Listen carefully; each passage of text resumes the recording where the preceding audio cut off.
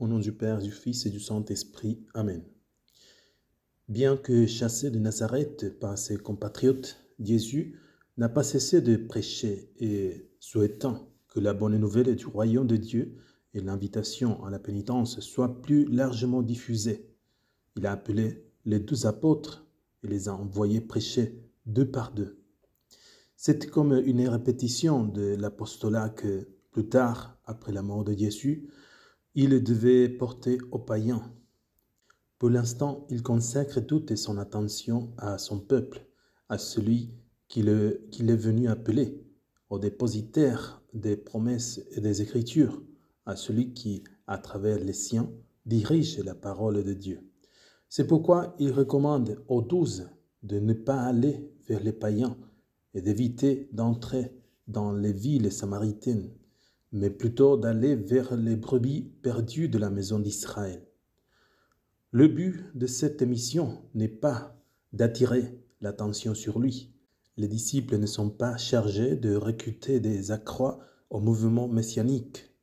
Jésus compte si peu sur l'enthousiasme suscité chez ses disciples par ses propres miracles qu'il leur donne le pouvoir d'accomplir ces mêmes merveilles, chasser les démons, guérir les malades et même, ajoute saint Matthieu, ressusciter les morts.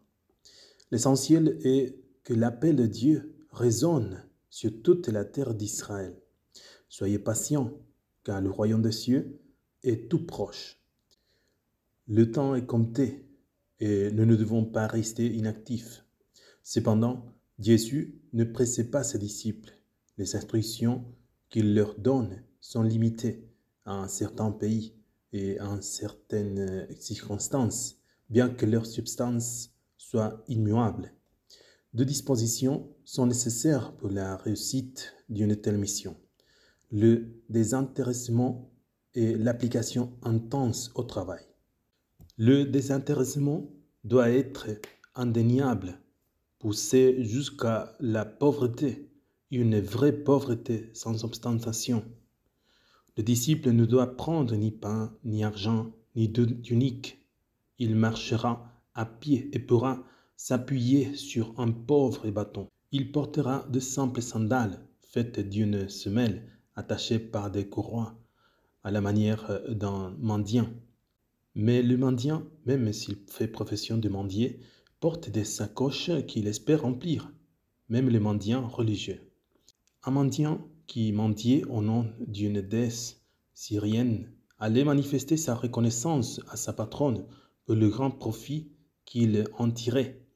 À chaque sortie, il remplissait 70 sacoches. Les disciples ne devaient pas porter des sacoches, ils devaient vivre dans la providence divine chaque jour et même chaque instant. Arrivé dans un village, l'ouvrier de la prédication du royaume devait se donner entièrement à son travail. L'hospitalité en Orient est une chose naturelle.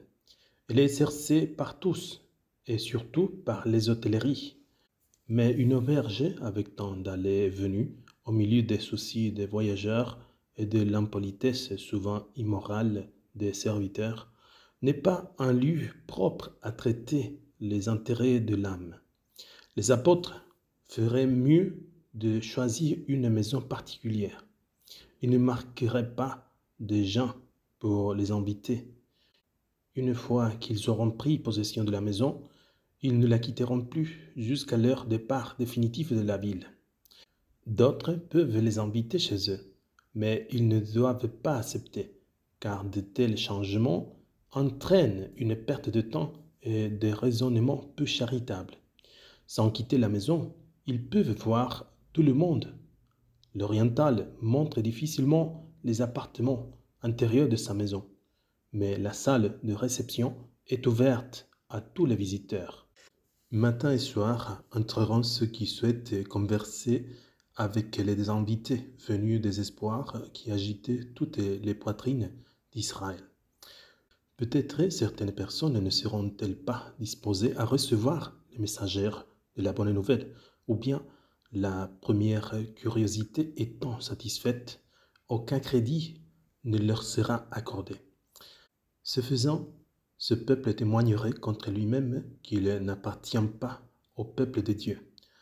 Le pays des païens est impur, et quand le juif en revient, il secoue la poussière de ses sandales pour ne pas souiller le sol sacré au contact de cette poussière. Secouez donc la poussière de vos pieds pour témoigner de sa méchanceté, dit le Seigneur.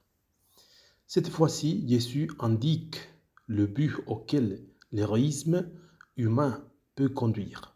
Ces apôtres doivent servir de modèle à toutes les générations d'apôtres.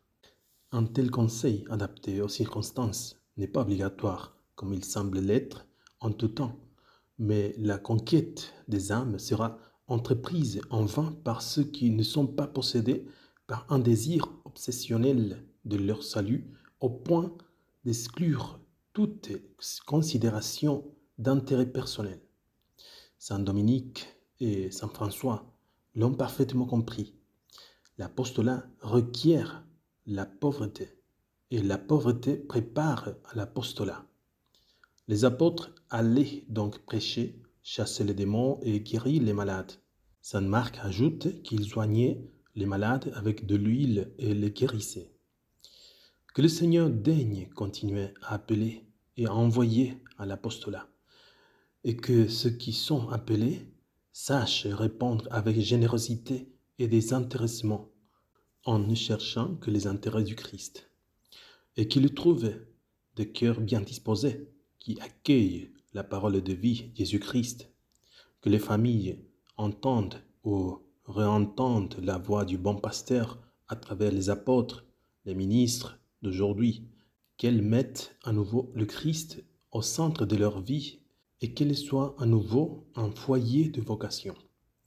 Nous demandons cette grâce au Seigneur par l'intercession de sa mère qui est aussi notre mère, afin qu'il nous accorde, à nous les ministres, la fidélité, la persévérance et la sainteté, et qu'il accorde aux auditeurs un cœur prêt à accueillir le message du salut avec tout ce qu'il implique, c'est-à-dire la conversion quotidienne et l'observance des commandements du Christ.